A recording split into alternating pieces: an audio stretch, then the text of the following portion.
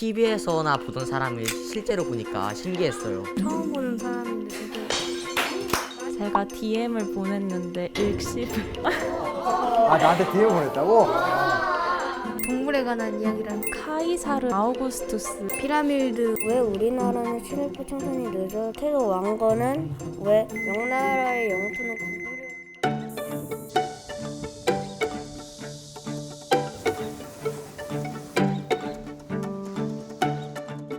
아, 여기는 도봉구에 있는 원당 한옥도서관입니다. 좋지 않아요? 원래 한옥의 특징이에요, 그렇죠? 나무냄새를 느끼면서 산도 있고 이래가지고 한옥이 딱 세워졌을 때 굉장히 좀 아름다운 어우러짐 이런 게 있어서 잘 왔다. 관장님이 저한테 강연 한번 제안해 주셔서 아이들과 함께 좀 소통하는 시간을 가져보면 어떻겠습니까? 또 때마침 제가 사계절과 함께하는 친절한 한국사 이렇게 학생들이랑 시간 하나 냈잖아요. 그래서 아이들과 이야기를 나누면 아이들의 흡수력과 자유로운 어떤 상상력이 또 아예 비교가 안 되는 것 같아요.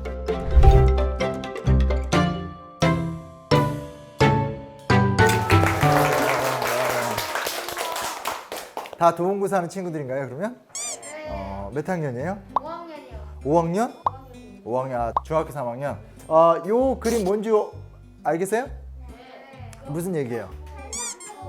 그렇죠. 한석봉 일화 굉장히 유명하죠. 너는 옆에서 붓글씨 쓰고 나는 떡을 썰겠다 라고 하면서 그냥 하는 것이 아니라 불을 끄고 썰었다는 거 아니에요? 잠깐만.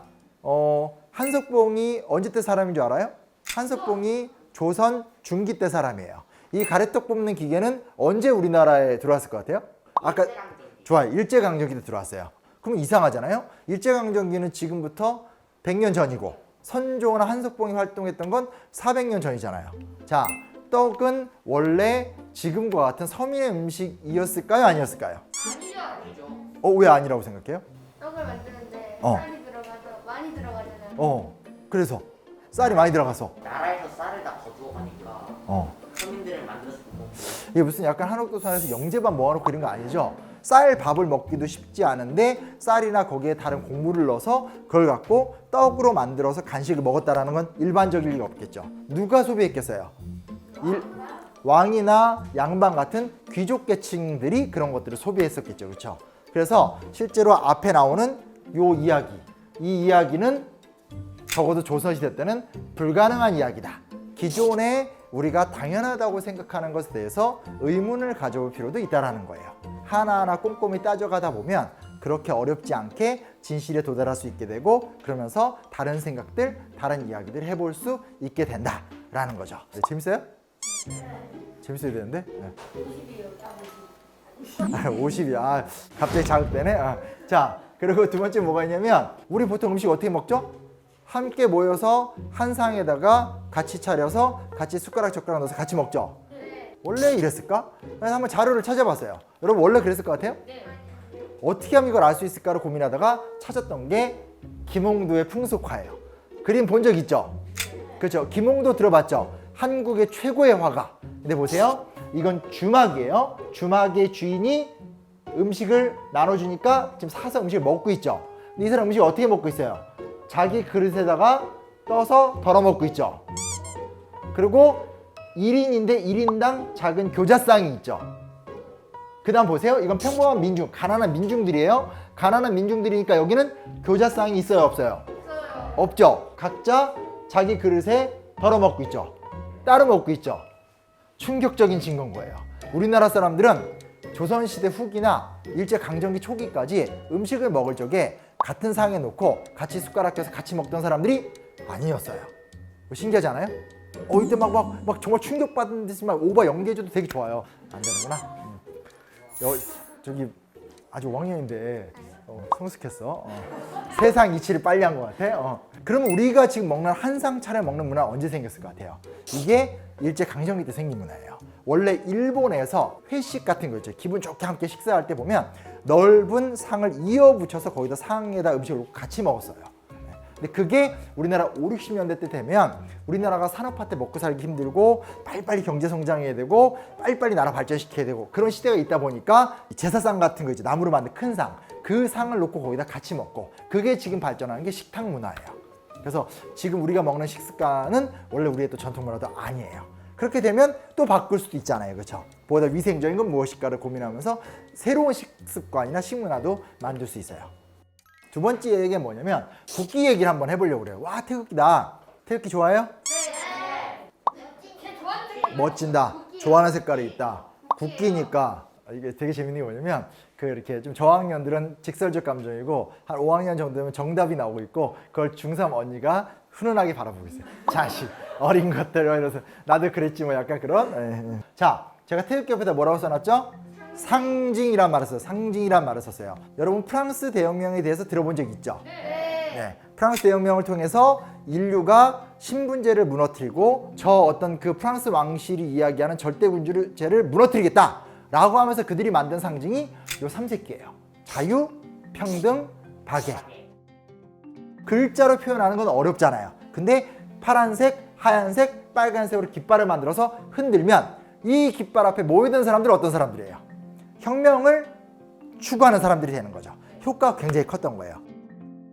그래서 이게 어떻게 보면 이제 근대 역사에 가장 중요했던 사건인 거고 프랑스 삼색기라는 것이 굉장히 큰 의미를 갖게 되니까 자연스럽게 프랑스만 혁명을 한 게 아니잖아요. 이탈리아도 혁명이 일어나고 독일도 혁명이 일어나고 하면서 여러 나라들이 삼색기를 차용하게 되는 과정들, 자기네들의 의미를 부여하게 되는 거죠. 우리나라 태극기예요. 태극기는 누가 만들었죠? 보통 아직 안 배웠나?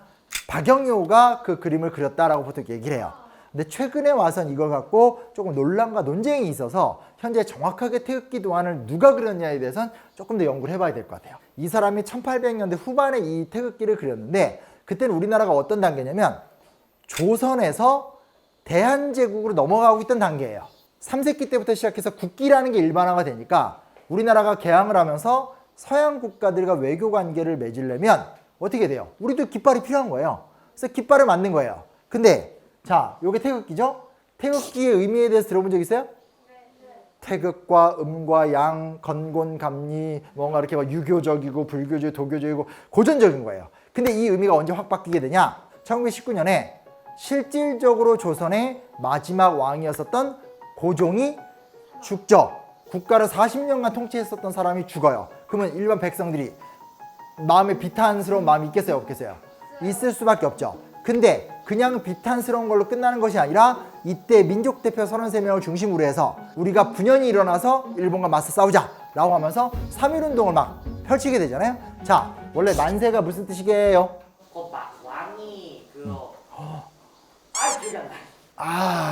뭐냐면 요것도 알아두면 좋아요. 자, 우리 그래 그거야. 조선왕조 사극을 보면 뭐예요? 저기 왕이 만나면 왕한테 뭐 얘기하다 보면 천세 이런 장면이 나오잖아, 그렇지? 만세는 뭐예요? 만세는 황제한테만 하는, 황제한테만. 근데 우리가 조선왕조로 끝난 게 아니라 고종 황제가 됐잖아. 그러니까 고종이 죽었으니까 만세운동을 하는 거예요. 그런데 중요한 게 고종 황제 만세라고 사람들이 외치는 게 아니라 거리에 나와서 대한독립 만세를 외치는 거야. 이제 우리가 우리의 나라를 세우겠다. 우리의 민족, 우리의 이야기를 우리가 펼쳐가겠다라고 하는 독립의지를 표현하는 단어로 싹 바뀐 거예요. 굉장히 큰 변화죠. 그러면서 이 사람들이 맨 처음에 독립선언문 알죠? 독립선언문을 돌렸어요. 독립선언문 글이 길잖아. 너네 아직 안 읽어봤지만 선생님은 이게 정말 사적인 발언인데 우리 고등학교 2학년 때 담임선생님이 독립선언문 전체를 외우게 시켰어. 그걸 2달간 하면서 내 인생에 가장 힘들었던 게 독립선언서였어. 근데 아무튼 그래서 3.1운동 당일날이나 초기의 사진을 보면 사람들이 태극기를 안 들고 나와요. 다 그냥 만세만 하고 있고 종이를 돌렸다고. 근데 알다시피 아까도 얘기했지만 글은 읽고 이해를 해야 되잖아. 근데 상징이라는 건 이것만 보면 그냥 다 떠오르는 거 아니야. 독립선언서의 어떤 내용, 우리의 독립의 의지가 그대로 떠오르죠. 그러면서 사실은 우리 민족을 상징하고 독립과 해방을 상징하는 의미로 확 변화가 된 거예요. 상징도 역사의 한 부분이 된다는 것도 기억해두면 좋아요. 자, 어때? 50점 좀 더 올라갔어? 오케이. 완전 만족해. 어차피 살면서 100점 맞아본 적이 없어서. 자, 오늘 이야기를 했던 이유는 첫째는 그냥 재밌게 들어줬으면 하는 것도 있겠지만 우리가 역사 공부를 한다라는 것은 먼저 무조건 정답을 갖고 접근할 필요는 없어요. 시험을 위한 암기 공부인 거지 그게 나에게 질문을 더한다라든지 나를 짜릿하게 만든다라든지 막 그런 거 없죠, 그렇죠? 막 시험 공부하면서 막 너무 행복해 이런 느낌 가져요? 아니요. 너희들도 나랑 비슷하구나. 그것보다는 내게 주어진 문제를 계속 나 스스로 풀어가면서 새로운 생각, 남들이 안 하는 생각 선생님보다 더 멋진 생각들을 해 나가다 보면 세상을 풍요롭게 만들 수 있다는 거. 그걸 좀 기억해 줬으면 좋겠어요. 수고했어요. 얘기 마칠게요. 고마워요.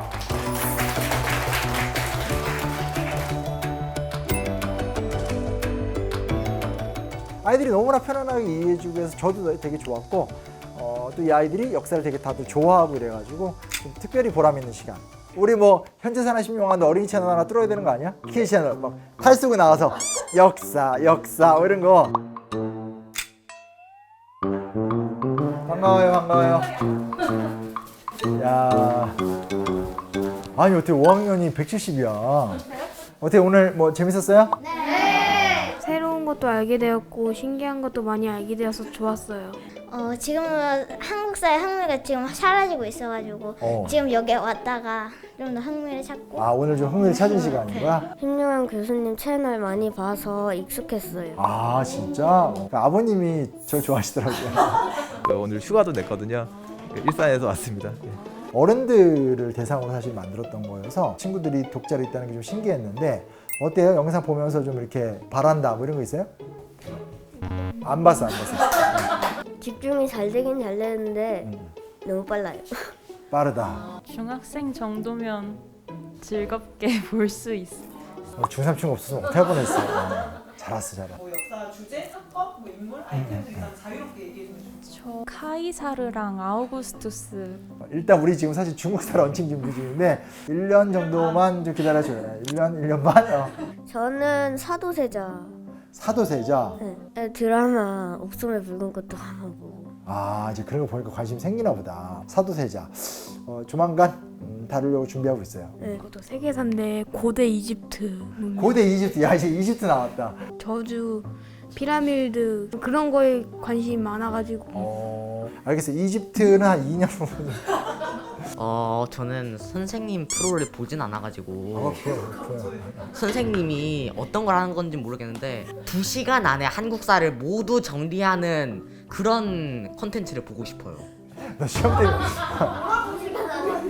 시험 때문에 그러니? 시험 때문에? 한국사를 2시간 만에 5,000년 역사, 반만년 역사를. 제가 워낙 동물을 좋아하거든요. 정말? 동물에 관한 이야기를 한번. 동물의 역사가 고양이 키웠잖아. 숙종, 장희빈이나 뭐 숙빈치 씨 갈등이 있었지만 고양이만큼 이렇게 끔찍하게 사랑했다더라. 뭐 그 유명한 얘기죠, 그렇죠? 그런 얘기 해달라는 거라고. 네, 가능할까요? 약속? 뭐 거짓말하지 않을게. 다만 다음 주 영상이 뜨진 않는다. 나도 준비가 필요하다. 네. 아니 뭐 나한테 꼭 물어보고 싶거나 궁금하거나 아까 질문 못한 거 그런 거 있으면 지금 답변해 줄게요. 물어봐. 이거 엄마가 부탁하신 건데 엄마? 아들 둘이 선생님처럼 한국사에 관심이 많고 한국사를 잘하나요? 왜 근데 그걸 왜 물어보신 거야? 모르겠어요.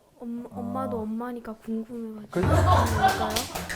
그거 많이 물어보는 질문인데 일단 우리 첫째는 별로 관심이 없고 둘째는 저를 많이 닮아서 그 역사를 되게 좋아해요.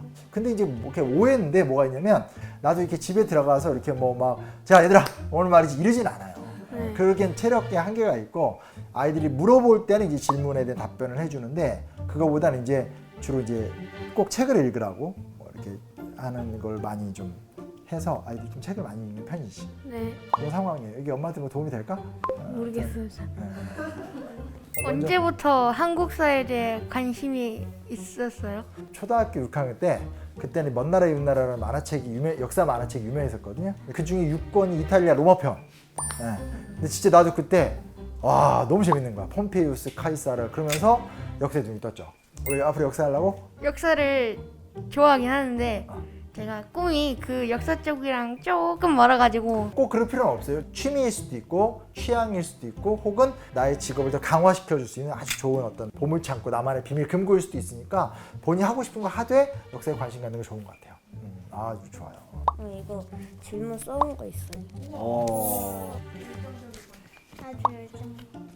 왜 우리나라는 친일파 청산이 늦어졌을까요? 태국 왕건은 왜 그렇게 싸워왔던 견훤을 쉽게 받아주었을까요? 명나라의 영토는 고구려의 영토의 몇 배인가요? 고구려 정말 잘쓰죠. 일산에서 왔습니다. 예.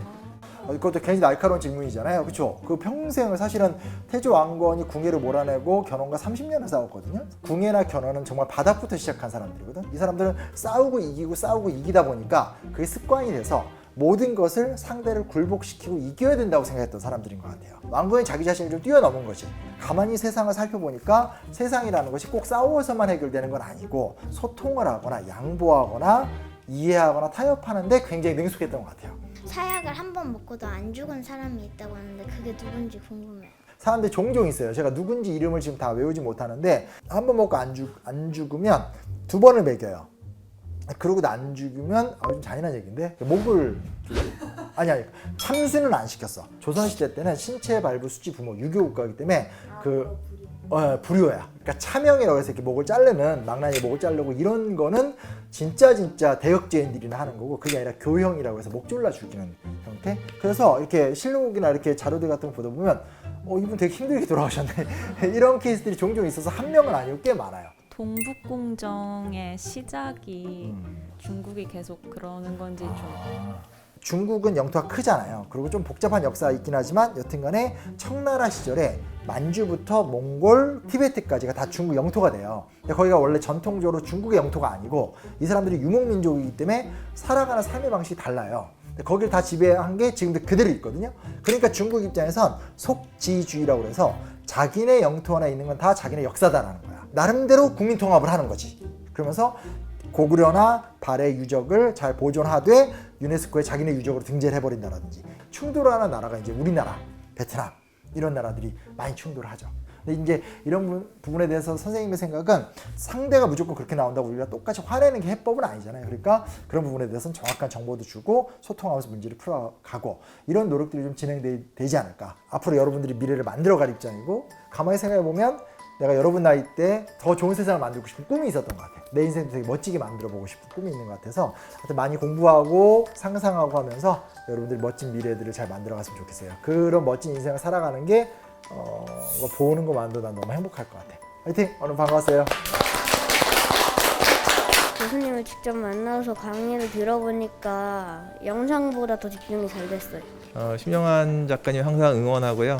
항상 구독하고 애청하고 관심 있게 지켜보고 있습니다. 현재 사는 심용한 화이팅! 역사 좀 설명해 주세요. 앞으로도 많은 역사 이야기 해주세요. 화이팅! 드디어 초등학교 방학이 시작됐습니다. 오전에 아이들이 집에 있다. 아이들이 놀러 가자고 한다. 아이들이 뭔가 많은 걸 요구한다. 그런 시점에 적절한 영상 하나 마련해 봤습니다. 여름방학 특집 같이 역사 공부할래?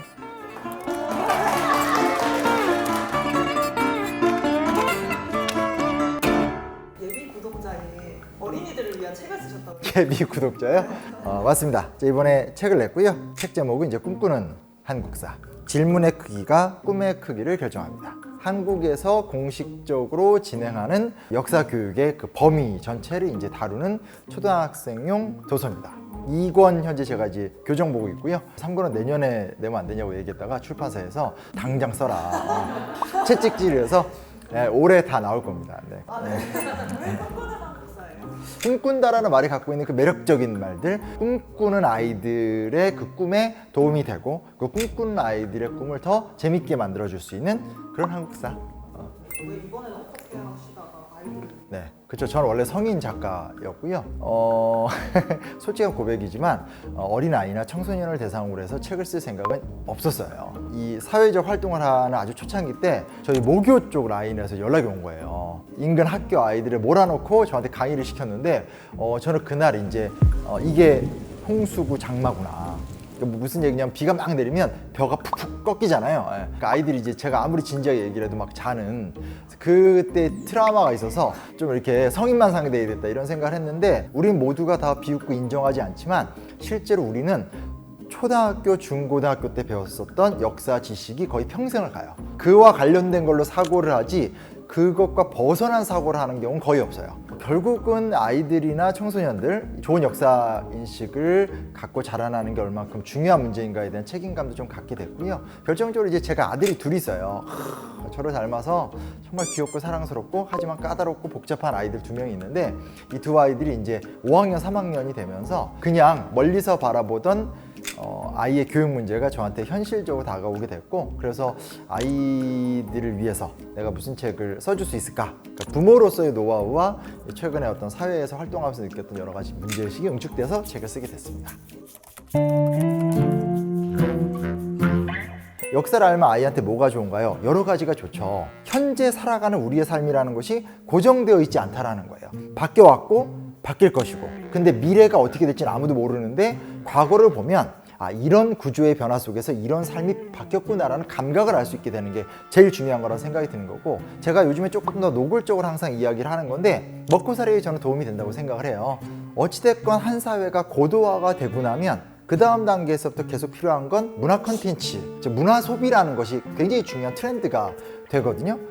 근데 그 문화 트렌드를 소비할 적에 뭘로 소비를 하겠어요?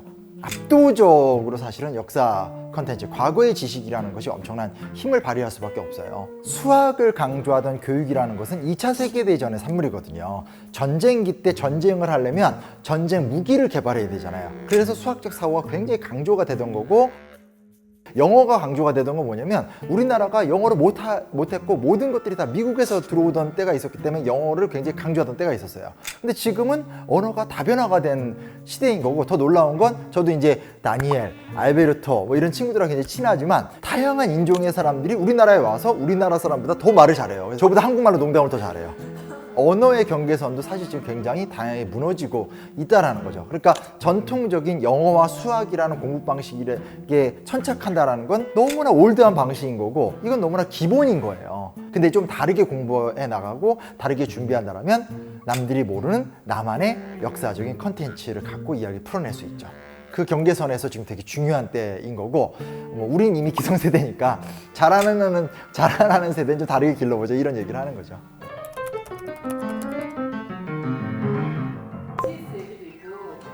책을 읽어봤다는 얘기인데 최대한 신경 썼던 부분이에요. 왜냐면 어린아이 역사책이 됐든 어른 역사책이 됐든 가장 큰 문제점이 뭐냐면, 기본적으로 야, 너 아무것도 모르지?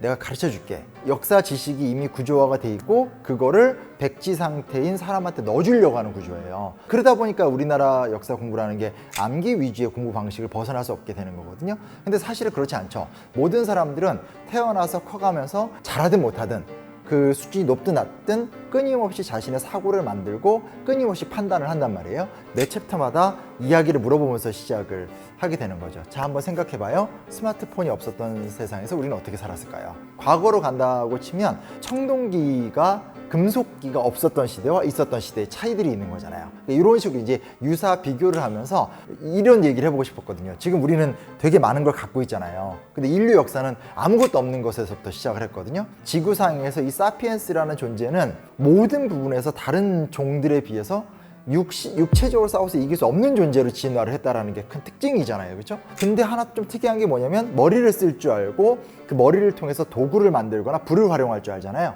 그 시대를 한번 묘사해 보고 싶었어요. 그래, 내가 지금 쓰고 있는 게 없을 수도 있네. 혹은 어떤 게 만들어지면 사회가 이렇게 바뀌어질 수 있네. 이런 것들을 전제로 이야기를 항상 매 서문에 한번 넣어봤어요. 그런 장치들을 만들어 놓으니까 이제 아이들 입장에서 혹은 이제 부모님의 아이들과 책을 읽으면서 소통하는 입장에서 지금 우리의 삶과 빗대어서 본다라면 과거는 어땠을까? 이런 식이 이제 제가 이번에 이 책을 쓰면서 했던 첫 시도죠. 그 전에 성인용 책을 쓸 때도 이런 시도는 했던 적이 없으니까요.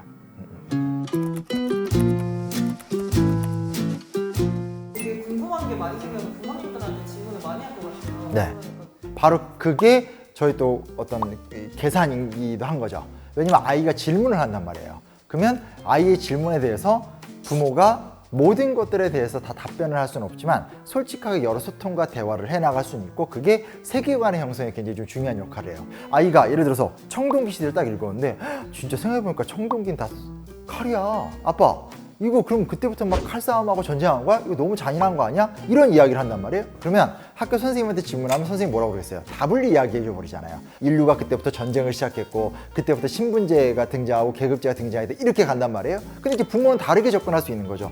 그치, 왜 그런 식으로 했을까? 왜 사람들이 이렇게 말도 안 되는 전쟁을 하는 것에 대해서 아빠도 이해가 안 돼. 근데 지금도 우리는 이렇게 행복하게 살고 있지만 전 세계가 이 전쟁으로 힘들어하는 건 사실인 것 같아. 그래서 너가 아직은 어린 아이긴 하지만 그 부분에 대해서 우리가 한번 우리의 힘 닿는 데까지 노력하면서 이 세상을 더 좋게 만들어 보자. 이런 어떤 교감과 정감과 감성 어린 대화를 또 나눌 수도 있게 되는 거겠죠. 그게 부모의 역할이라고 생각해요. 부모는 당연히 교사와 같은 정답을 줄 수는 없어요. 하지만 이거 되게 쉽게 썼단 말이에요.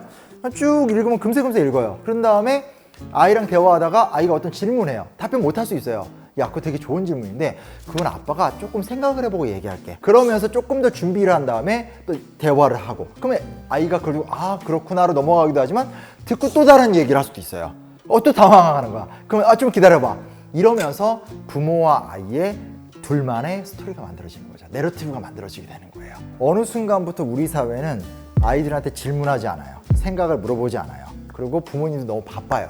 더군다나 모든 것은 암기와 정답이 있거든요. 이거를 완전하게 해체하는 건 제도적이고 사회적인 문제지만 우리 가정 내에서 우리끼리 해체할 수 있어요. 그리고 그게 매일매일 그러면 너무 힘들잖아요. 하지만 한 꼭지라도 몇 달에 한 번씩이라도 그런 대화를 물고 나가면 그 결과는 부모와 자녀 사이에서 아주 중요한 애착관계 그리고 또 부모끼리의 좋은 사이 뭐 이런 거에 저는 큰 도움이 된다고 생각해요.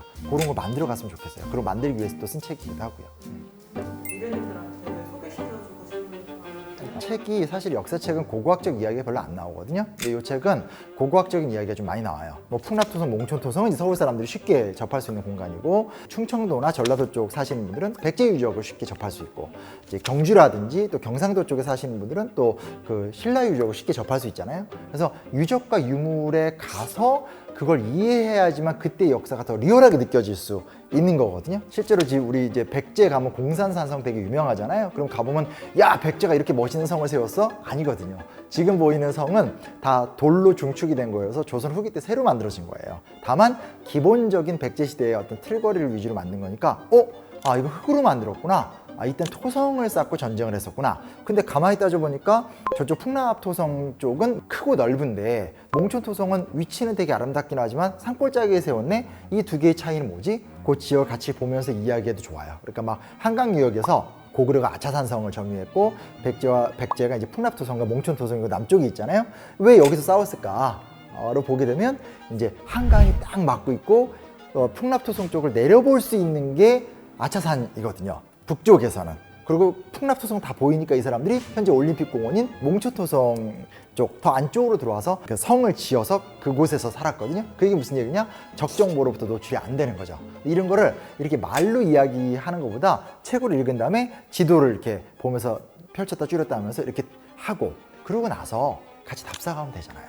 멀리 갈 필요 없어요. 자기 주변 지역에 가면 돼요. 그러면 조금만 더 조사하고 사진 자료 조금 더 보고 엄마랑 아빠가 같이 준비를 해서 그날 일일 가이드가 돼가지고 자 오늘 나와 함께 뭐 경주 월성을 걸어보지 않을래? 라든지 오늘 나와 함께 뭐 공산산성을 걸어보지 않을래? 하면서 아이 앞에서 이렇게 쫙 이야기를 하면서 나누면 책에서 봤던 내용을 다시 이제 실감 있게 또 느끼게 되는 거고 그 가이드가 누구예요? 그 가이드가 부모님인 거죠.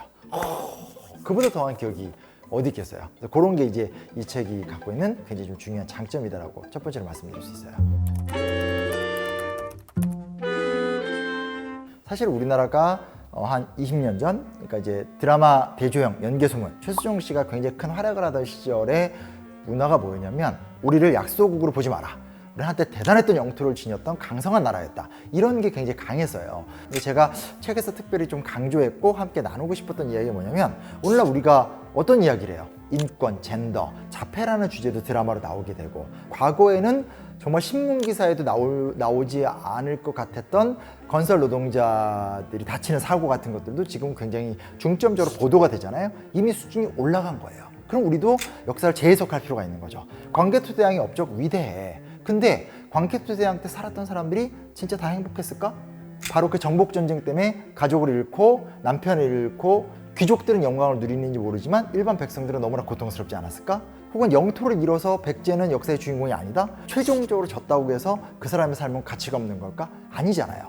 오늘 우리의 감수성으로 과거를 또 나누다 보면 더 많은 질문들을 할 수 있게 되고 더 많은 질문으로 커나가는 아이들이 나중에 우리 사회의 주류가 된다면 우리 사회가 지금보다 훨씬 더 풍요롭고 행복한 사회가 될 수 있지 않을까.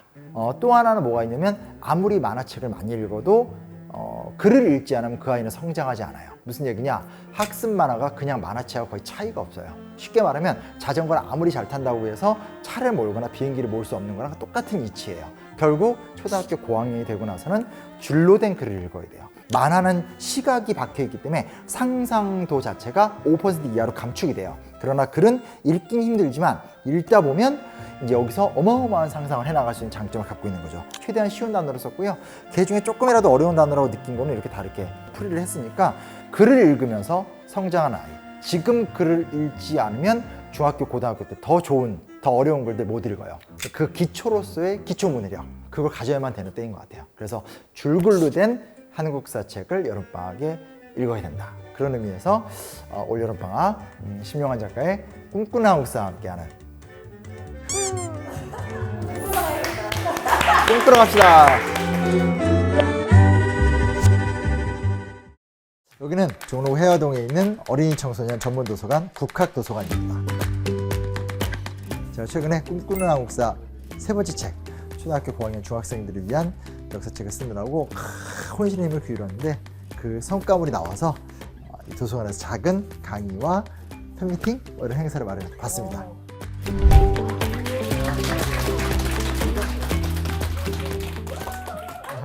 반갑습니다. 잘 들리세요? 네. 네. 사실 이제 강연하는 입장에서는 가장 어려운 조합입니다. 왜냐면 포인트를 한쪽으로 이렇게 몰 수가 없다라는 거죠. 네. 엄마한테 끌려왔니? 네.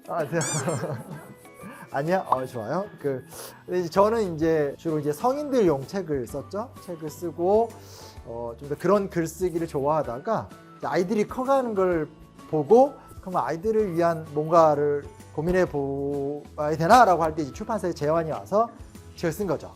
진짜 솔직하게 말씀드리는 건데 애들 책이니까 쉬울 줄 알았어요. 그래서 한 3개월이면 3권 다 쓰겠다 생각했는데 1년 반 걸렸고요. 그래서 이번에 출간된 책이 이제 3권 근현대사 편이어서 오늘은 근현대사 편 이야기를 가지고 왔어요.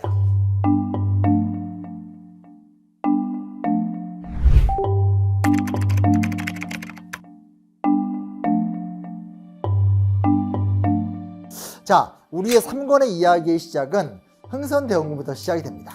오랫동안 세도 정치로 우리나라가 굉장히 힘든 과정을 겪었었을 때 개혁의 꿈을 품고 어린 고종을 앉힌 다음에 권력을 장악하고 강력한 개혁 정치를 많이 펼치죠. 서원을 대거 없애버린다라든지 양반들한테도 세금을 걷는다라든지 그리고 남인들을 등용해서 쓴다라든지. 근데 문제가 하나 있어요. 이분은 아주 전통적인 사람이에요. 무슨 얘기냐? 국제적인 트렌드는 잘 몰라요. 아편전쟁이라는 게 있어요. 그 연도가 1840년이에요. 흥선대원군이 권력을 잡기 26년 전에 서양 세력이 이미 청나라를 짓밟기 시작했다라는 거예요. 그리고 메이지 유신이라고, 그러니까 전 세계의 수많은 나라들이 그냥 서양 세력에 의해서 식민지가 될 때 아주 예외적으로 일본이 근대 국가가 되는 데 성공을 하거든요. 그게 공교롭게도 흥선대원군 집권 5년 차예요. 이거는 모르면 정말 바본 거고 알면서 이렇게 국제관계에 무지했다, 이것도 문제가 있는 거죠. 지금으로 말한다면 중국과 미국의 갈등이라든지 러시아랑 우크라이나의 전쟁 같은 걸 어디든 우리나라가 알아야지 대응을 하잖아요. 그죠? 그런 문제가 있었다는 거예요. 자, 그 다음 명성황후는 대체 무엇이었는가? 자, 명성황후 누군지 알죠? 흥선대원군과 반대편에 있는 사람이에요. 무슨 얘기냐면 명성황후는 개화의 방향을 알고 있는 사람이죠. 지금의 시대 흐름이라는 게 도저히 내부적으로 열심히 한다고 해결된 문제는 아니라는 거예요. 그러니까 항구를 개항하고 서양 상인들을 들어오게 하고 명성황후의 어떤 후원 속에서 서양 선교사들이 대거 역병이 일어났을 때 그 대처하는데 감독관으로 많이 활약을 합니다. 그래서 굉장히 많은 사람들을 살려냈기 때문에 그런 어떤 시대의 변화와 트렌드를 본다는 측면에선 명성황후는 고종이 갖고 있지 못한 눈을 갖고 있죠. 문제가 있어요. 뭐가 문제가 있냐? 명성황후는 부정부패가 심했던 사람이에요. 갑자기 좀 답답해지는 거죠. 명성황후가 권력을 잡은 다음부터 민씨 집안 사람들이 대거 등용돼요. 이름을 다 제가 외우지 못하겠어요. 민겸호, 민승호, 민영준, 민영규, 뭐 민형환, 민영익 등등등등. 이게 뭐예요? 이게 세도 정치잖아요. 국가기관이 어떻게 되겠어요? 무너질 수밖에 없게 되겠죠. 이게 명성황후의 딜레마예요. 나라를 이끌어가는 양대 기둥의 입장이 너무 다른 거죠. 그리고 이 둘이 어떻게 해요? 서로 엄청 증오하고 서로 끝도 없는 정쟁을 벌이게 된다라는 거죠. 근데 여기서 하나 다행인 거라고 해야 되나요? 사실 이 둘은 왕이 아니에요. 그렇죠? 왕은 요 분이에요. 고종의 평가는 참 복잡한데 일단 고종은 첫인상은 굉장히 좋은 사람이에요. 거기서는 국왕인데 굉장히 열려있다. 좋은 정책을 이야기하면 바로바로 실행한다. 거의 중론이에요. 근데 고종에 대해서 왜 비판적 평가가 역사학자들 사이에서 주를 이루냐면 일관성과 굳건함과 강인함이 없어요. 이게 문제예요. 뜻을 가진 신하들 많잖아요. 그럼 그 사람들이 개혁안을 얘기하죠. 좋아, 해봐. 하다가 밀리면 본인은 쑥 빠져요. 이게 아닌가벼. 그럼 누가 죽어요? 갑신정변 실패, 갑오개혁 실패, 김옥균 망명, 김홍집 저작권에서 맞아 죽음. 두 번째, 이건 어떻게 표현할 방법이 없는데 아주 좋은 게 있어요. 요게 얇아요. 이 얘기 들으면 확 갔다가 또 저 얘기도 확 가고 이런 거예요. 대표적인 게 독립협회예요. 독립협회를 만든 것도 고종이에요. 고종이 그렇게 돈을 들이고 후원 안 해줬으면 독립협회 만들 수 없었어요. 독립협회가 너무 뜨고 독립협회가 굉장히 개혁을 많이 요구하니까 보수파 측에서 익명서 사건이라고 편지에 독립협회가 너 몰아내고 공화국 만든다 이런 소문을 내는 거예요. 편지 두 통에 고종이 많이 바뀌어요. 본인의 자리에 대한 지나친 민감함 속에서 사실은 본인이 병력을 동원해서 독립협회를 말살시켜버리거든요. 지금 무슨 얘기냐? 열려있고 열심히 있고 개방적이고 뭔가를 해보려고 하는데 결정적인 반발을 밀어낼 수 있는 추진력이 없고 무엇보다 이거 했다 저거 했다 이거 했다 저거 했다는 정책의 일관성을 잃어버리게 되는 거죠. 그래서 가장 비극적인 게 뭐냐? 을사조약이 맺어졌을 때 자결한 사람이 민영환과 몇 명 없어요. 왜 그랬겠어요?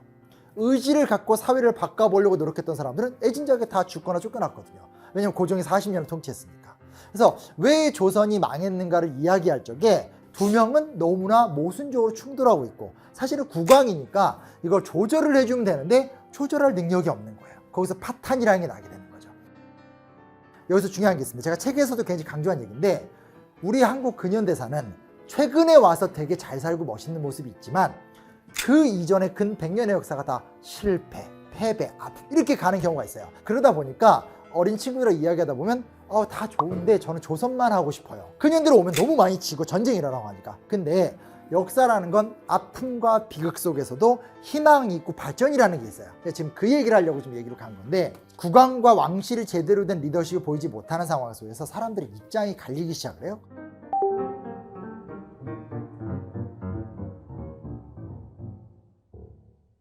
혹시 여러분들 요 이름 알아요?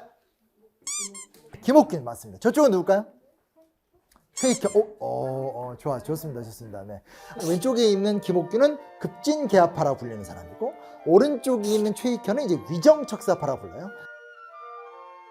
급진개화파가 뭐예요? 빠르게 개혁과 개방을 해서 우리나라를 근대국가로 빨리 만들자는 거죠. 일본이 동양의 영국이라면 우리 조선은 동양의 프랑스가 되겠다. 이게 김옥균의 포부였어요.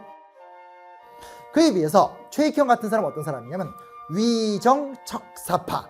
바른 것은 성리학적 세계관인 거고 서양의 사특한 것들은 배격해야 된다. 이런 생각을 하는 사람이에요. 서로 사이가 좋았겠어요? 나빴겠어요? 그냥 나빴겠어요? 엄청 나빴겠죠. 왜? 둘 다 신념의 문제니까.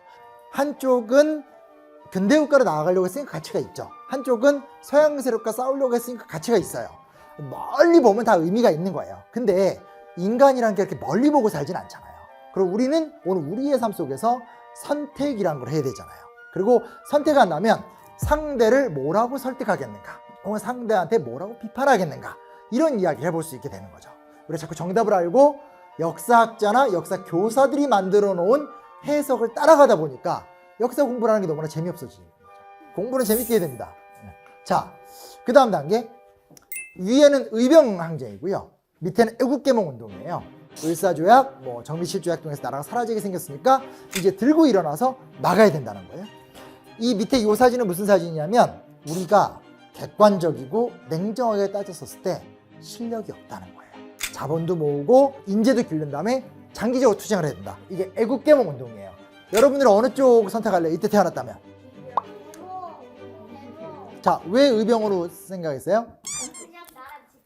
그렇지, 즉각적으로 맞서 싸워야 된다. 그래서 나라를 지키고 싶다. 왜 계몽을 선택했어요? 힘을 더 맞서 싸울 수 있도록. 논리적이에요.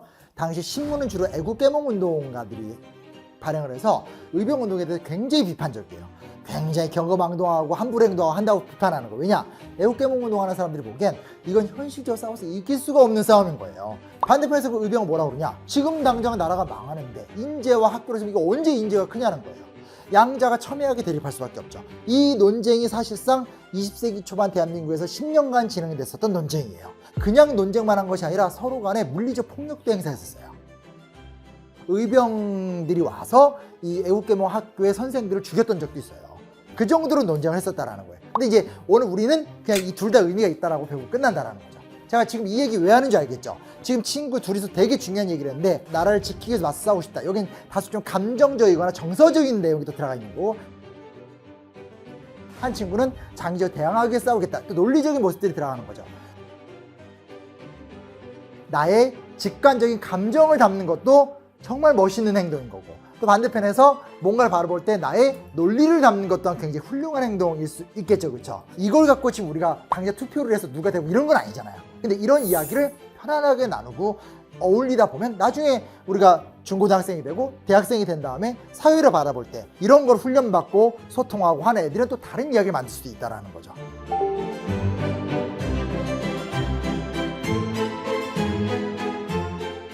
자, 이 누군지 알아요? 네, 어머니들이 이렇게 바로 답을 맞히시면. 네. 헤이그 특사래, 엄마들이. 자, 이분이 이제 이상설. 이상설은 이제 의정부 참전을 역임했었던 사실 고위관료고요. 이분이 이제 헤이그에서 분사, 너무나 분노하셔서 돌아가신 이준 열사, 그리고 이쪽이 혼자 젊죠. 이휘종이라는 친구입니다. 정말 차갑고 냉정한 이야기지만 이 당시 헤이그 만국평화회의의 주 목적은 뭐냐면 어려운 나라들을 살리고 뭐 식민지를 반대하고 이런 게 아니라 열강들 간에 지금 제국주의가 너무 심해져서 우리끼리 충돌하지 말자는 회의인데 만국평화회의라고 캐치프레이즈를 해놨으니까 가서 지금 우리가 불법적으로 일본한테 지금 먹혀들어가고 있다, 억울하다, 이 얘기를 하면 먹힐 것 같아서 그냥 온 거예요. 정식 대표단이 아니잖아요. 그리고 이미 을사조약에 사인을 해버렸으니까 우리나라 외교권 없죠. 그래서 사실은 헤이그 특사가 갔는데 그 회의장에 아예 들어가지 못해요. 근데 최근에 슬램덩크 뭐 이렇게 그 영화가 화제고 그래서 요즘에 그래서 뭐 꺾이지 않는 마음이고 엄청 그 말이 막 너도 나도 써요. 심지어 여기 출판사 에디터도 저기 아까 인사하신 분들 뭐 꺾이지 않는 마음으로 이 책을 내겠다고. 우리가 그렇게 꺾였나? 근데 뭐냐, 이 얘기 왜 하냐면 정말 간절한 사람들한테 기회는 있는 것 같아요. 이때가 자유 언론 운동이라고 해서 영국을 중심으로 해서 영국의 기자들이 야, 왜 우리가 국가 입장을 대변해 주냐, 진실을 전달해 주고 진실을 전달해 주는 게 국민들의 편에 서는 거다.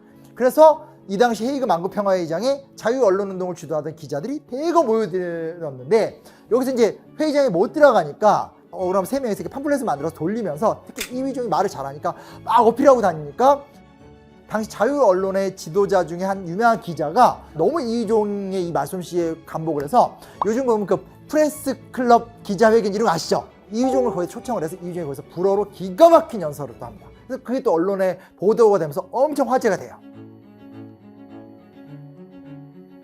보통 여기서 얘기는 끝나요. 왜냐? 이 조선이 망해야 되기 때문에 이 이상 얘기를 안 해요. 근데 참 놀라운 게 뭐냐면 결국 아무것도 이루지 못하잖아요. 그러니까 이 이준이 그 분노하는 가운데 분사 돌아가세요. 얼마나 나라를 사랑했으면 그다 돌아가셨겠어요. 근데 이게 독립운동가들한테 굉장히 충격을 줬어요. 근데 그 다음에 끝나는 게 아니라 그럼 두 명은 살아있잖아요. 그렇죠? 두 명이 어딜 가냐? 미국을 가요. 미국 가서 한번 설득을 하겠다. 근데 여기서 가장 큰 문제가 뭐냐면 을사조약에 사인을 하면 문서상 우리의 외교권을 일본에 준 게 맞잖아요. 그러면 이거는 미국이 봤었을 때 이거 합법적인 거 아니야, 이런 얘기를 할 수밖에 없잖아요. 이 당시 미국에 가서 이휘종이 활동하면서 무슨 주장을 하냐면 황제가 국가 운영 포기 선언을 했기 때문에 이제부터 이 민족의 국가의 운명은 우리 거라는 거예요. 민권을 주장해요. 근데 그걸 왜 미국에서 주장하겠어요? 미국이 민주공화국이잖아요.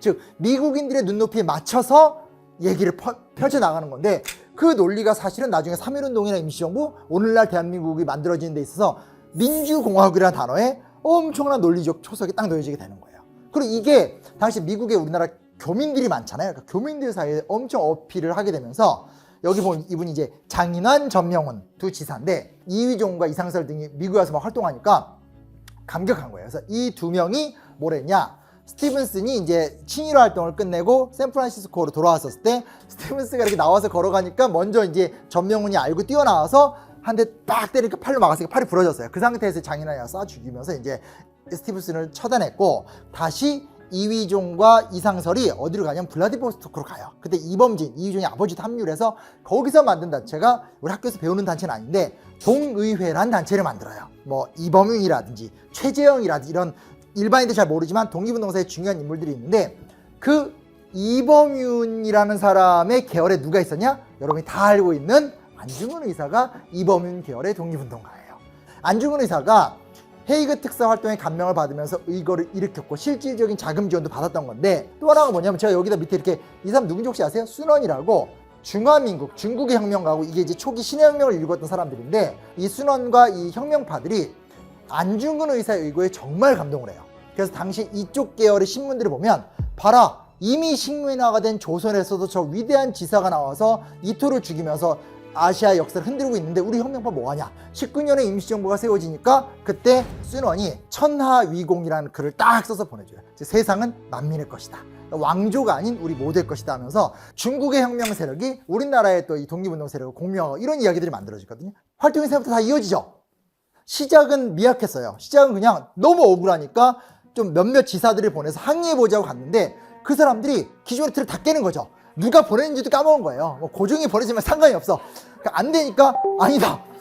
황제권 그딴 거 필요 없고 우린 민권의 시대로 들어갔다. 이러면서 민주라는 논리가 내면화되는 거고 물론 지금 나온 분들은 너무나 어려운 환경에서 너무나 위대한 일을 했던 사람들이기 때문에 이 얘기만 듣고 아빠 나보고 이렇게 살란 말이야? 이게 너무 힘들 수 있어요. 꼭 여기 나오는 사람처럼 되지는 않더라도 우리가 역사를 배운다는 건 조금 더 나를 넘어서 공적 가치를 생각할 수 있는 사람 또 나를 넘어서 우리가 함께 살아가는 길을 모색해 볼 수 있는 사람 그리고 그런 걸 통해서 아주 의미 있고 가치 있는 이야기들을 만들면서 나도 행복하고 남도 행복하고 앞으로 살아갈 사회와 시장 속에서 성공할 수 있는 길이 저는 분명히 인문학적으로 있다는 말씀 좀 드리고 싶었습니다.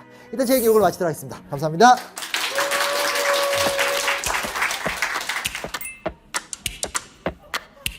명성황후랑 흥성대왕군 얘기하는 거 인물에 대해서 잘 얘기해 주시는 것 같아서 재밌었어요. 지루할 줄 알았는데 꽤 재밌어서 의병들이 뭔가 자랑스러운 것 같아요. 선생님이 설명을 잘해줘가지고 잘 들어왔어요. 선생님 못 띄워주는 거예요? 그래야죠. 오늘 강연 해주셔서 감사합니다. 역사 잘 설명해줘서 고맙습니다.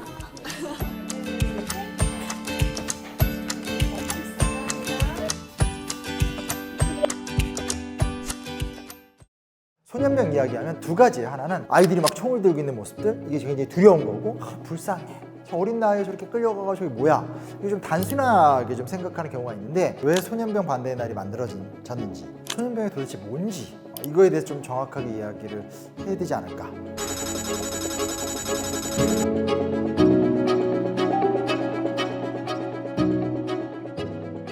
이시고타라는 유명한 그 탐험 기자의 수기에서 처음 소년병을 만났어요. 그가 했던 고백 중에 뭐가 있냐면 내가 만난 사람들 중에 가장 위험한 사람이 소년병이다.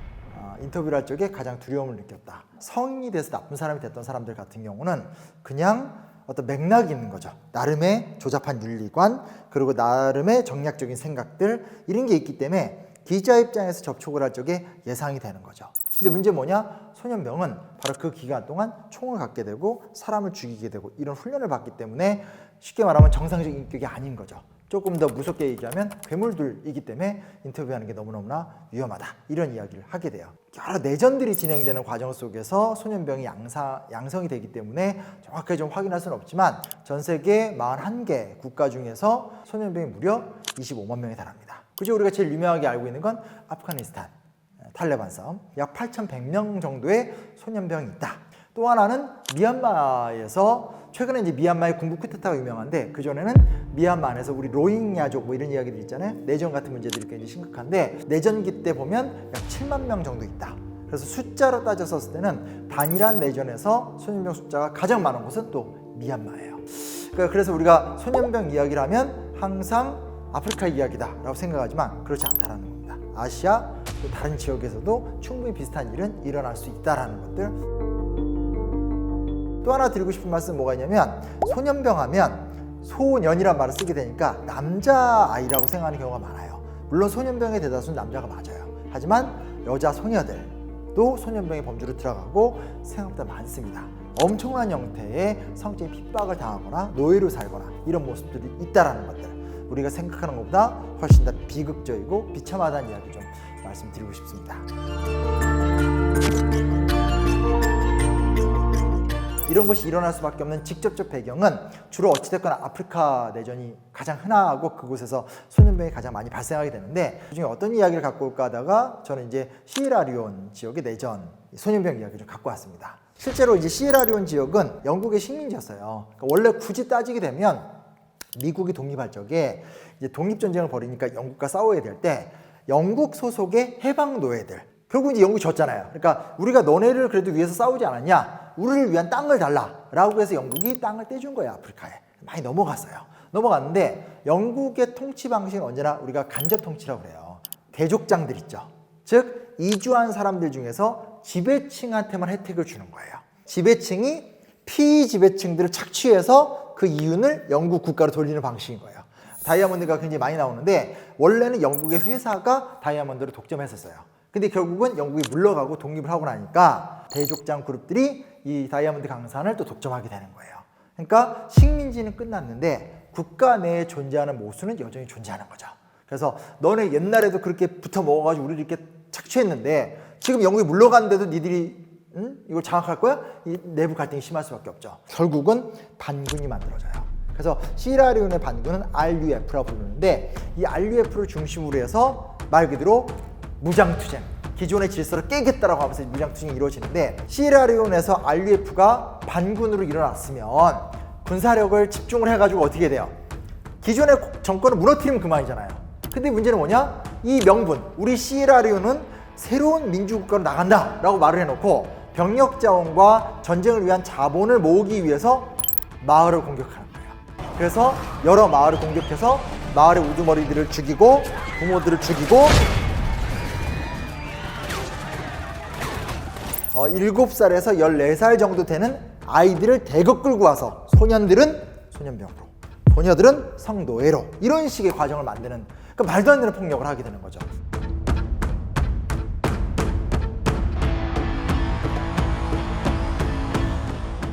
직접적으로 따지게 되면 1990년대 초반부터 2000년대 초반까지 10년이 넘는 내전을 진행했어요. 상상이 돼요? 한국전쟁이 3년 갔잖아요. 3년간 한국전쟁으로 두 나라가 한민족임에도 불구하고 휴전선에서 한 발짝도 못 나가는 게 우리나라인데 폭접다단 해결되지 않는 내전을 10년 넘게 갔어요. 그래서 어떤 사람들은 인생의 절반 이상이 소년병으로 산 거예요. 이런 걸 우리가 조금 감각적으로 기억을 하면서 이야기를 좀 들으면 이 비참함의 정도가 어느 정도일지를 좀 느껴볼 수 있을 것 같아요. 제 일생에 가장 불행한 날은 엄마와 제가 납치되었을 때입니다.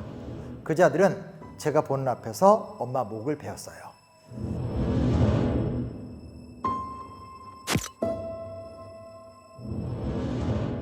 이제 10대 초반의 아이들 입장에서 그들이 보는 세계는 자기 부모님이 다예요. 조금 넓게 보면 우리 동네 마을 사람들이 다죠. 근데 어느 날 반군이 쳐들어와서 마을 사람들 다 죽였어요. 더군다나 부모들을 내 눈앞에서 죽였어요. 그리고 나는 혼자가 됐어요. 이것이 미치는 그 아이에 대한 어마어마한 공포감, 두려움 한번 생각해 보세요. 그래서 1차적으로 소년병의 탄생의 1단계라는 것은 이 아이를 완벽하게 고독하게 만든다는 거예요.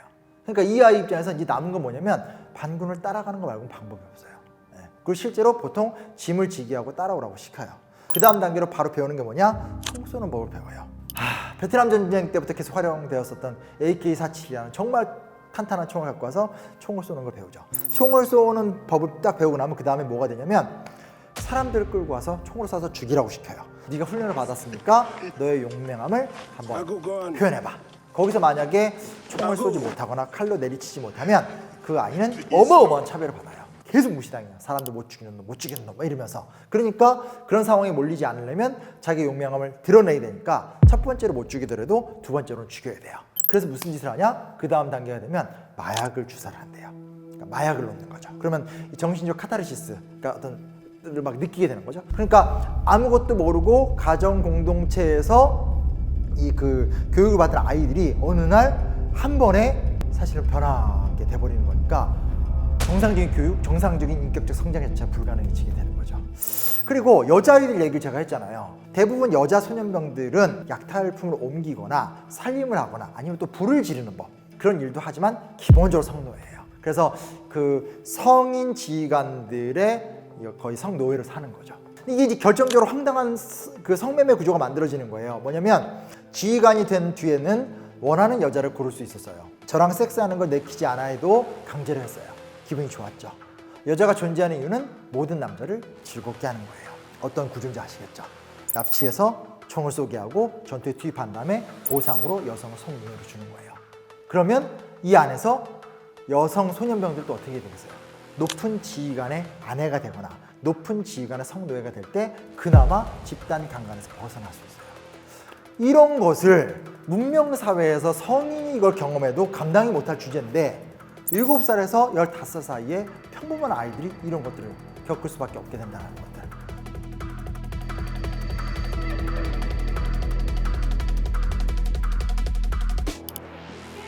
가해자라고 볼 수 있는데 이들을 어떻게 바라봐야 될까요? 그게 고민거리인 거예요. 실질적으로 이 아이들이 어린 시절에 이런 비참한 일들, 우리가 보기에 너무나 안타까운 일들을 겪으면서 내면화가 된 거죠. 그 중에 이제 가장 유명한 인물은 도미니크 옹구엔인데, 우간다 반군 같은 경우는 이제 LRA라는 이제 기구인데, 이 도미니크 옹구엔이라는 사람이 어린 시절에 부모를 잃고 납치가 돼서 똑같은 과정을 거쳐서 소년병이 돼요. 근데 나중에 이 친구가 계속 커서 최고의 사령관 중 하나로 성장을 해요.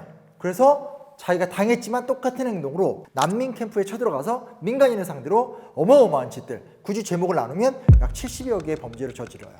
실제로 그래서 이 옹겐을 두고 엄청난 국제적인 논쟁이 있었어요. 이 사람을 어디가 희생자 아니냐, 화해해야 하는 희생자다 라는 문제로 접근해야 된다는 주장도 있었고, 반대편에선 됐다, 어찌됐건 이 사람이 나중에 성인이 돼서 했던 행동을 보게 되면 악랄한 전쟁 범죄 가해자다, 이렇게 이제 주장하는 걸로 격렬하게 대응을 했었죠. 그리고 그 사람들이 저지른 죄악을 또 어떻게 처리할 것인가. 그러면 18살 이상이 저지른 건 처벌을 받아야 되고 17살이 저지른 건 용서를 받아야 되냐, 이게 쉽게 결론이 나는 문제가 아니에요. 그리고 그걸 두고 사실은 여러 아프리카 국가들이, 또 이 아프리카 국가들이 자기 문제 잘 해결하지 못하거든요. 그러다 보니까 유엔이 많이 도와줘요. 유엔의 굉장히 큰 고민과 화두예요. 이게 뭐가 옳다 뭐가 그르다 이 말보다는 그런 치열한 논쟁 속에서 현재 문제를 풀어가고 있는 중이다 정도로 좀 생각해 주시면 좋을 것 같아요. 제가 돌아왔을 때 엄마는 기뻐서 어쩔 줄 모르셨어요. 울고 또 우셨죠. 제가 죽은 줄 아셨대요. 그런데 가족에게 제가 무슨 일을 당했는지 이야기하고 반군과 함께 지냈다고 털어놓자 저보고 나가라고 했어요.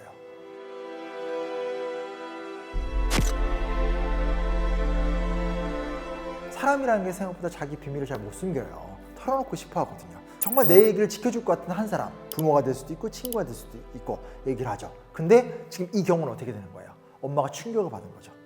넌 내 자식이 아니다. 버리는 경우가 되는 거고, 그리고 친구한테 말하면 친구가 얘기를 하고 다니는 거죠. 소문이 확 나는 거예요. 저런 저 소년병 욕하기도 하고, 가족들이 실제로 막 쫓아내려고 하기도 하고, 이런 일들이 굉장히 지금 반복적으로 이루어지고 있기 때문에 이 아이들이 돌아와가지고 다시 사회에 적응하는 게 보통 일이 아니고, 요 나이 때가 뭐가 중요해요? 교육을 받아야 되잖아요. 교육을 받아야지만 직업을 얻을 수 있고, 직업 중에 좋은 직업으로 나아가야지만 이 아이들이 뭔가 또 삶의 기회를 얻을 수 있고 과거랑 단절할 수 있잖아요. 그게 또 안 되는 거예요. 그리고 여기 더 큰 문제가 뭐냐면, 외국계 기업들 있잖아요.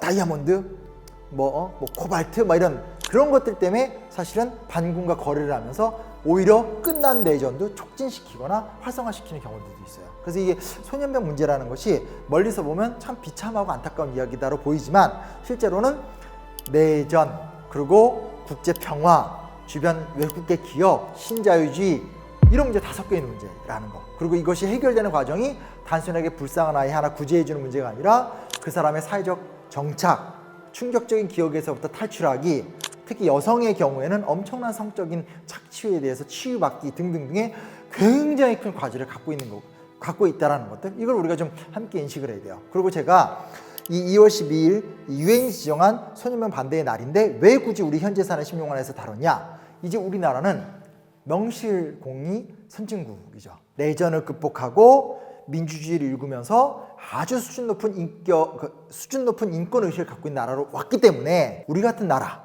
어떤 노하우를 나눠줄 필요도 있는 거고, 또 우리가 갖고 있는 경제력을 바탕으로 해서 지원을 해서, 왜냐하면 유엔 평화유지 활동이 사실 제일 중요한데 유엔의 평화유지 활동의 모든 물적 제도적 기반은 다 선진국의 재정 지원과 선진국 국민들의 관심이 있는 거예요. 그래서 소년병 반대의 날이라는 것은 말 그대로 잘 사는 나라의 선진국가의 국민들이 이 문제에 대해서 관심을 가져달라. 부족하더라도 한계가 있더라도 계속 노력하겠다. 그렇게 해나가다 보면 역사는 새로운 문을 열 것이다. 이런 기대와 희망 속에서 하는 거죠. 그래서 저는 어찌됐건 항상 말씀드리고 싶은 게 가장 비참한 상황을 인정하되 끝끝내 낙관주의자가 돼서 이 문제들이 함께 싸워나가자. 이런 입장입니다.